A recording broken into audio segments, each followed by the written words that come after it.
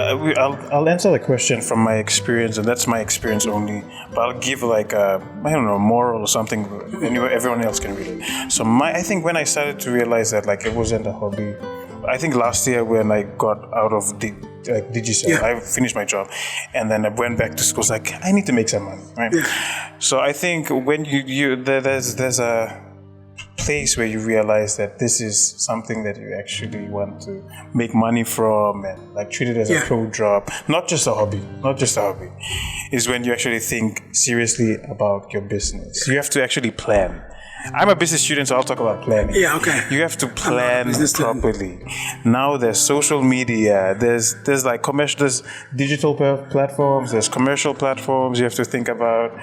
You have to ensure that like your content is out there every time, and so if people discover you once, they can discover you on all the other platforms. So I think planning there's this little like thing in business, a saying in business that failing to plan is planning to fail. Yeah. Okay. So, damn, I gotta plan more.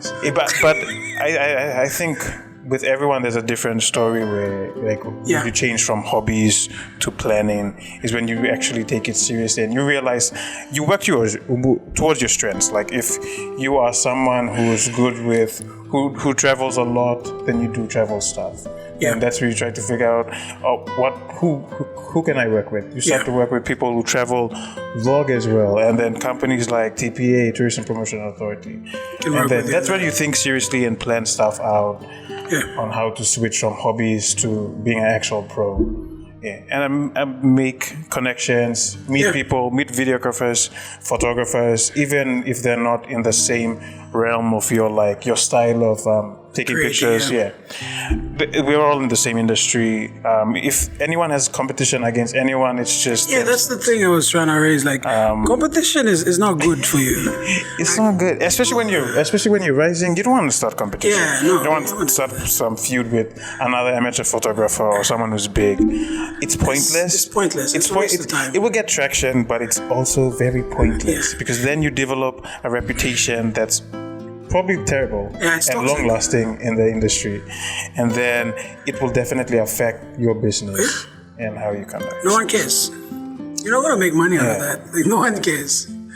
If you're trying to compete, I suggest you do it internationally or on a medium that you can actually compete. Like there's Pixver, there's other apps that you can actually compete on pictures that you can upload and win win money and stuff. Win points and stuff. So save the competition for that. It's like I think you go compete. If you like you go pirate upload websites. Yeah, it's like it's just so much that people think that like there's this guy, there's a friend of mine, right? Yeah. And every time he approaches me, he always has like something to say about another amateur photographer.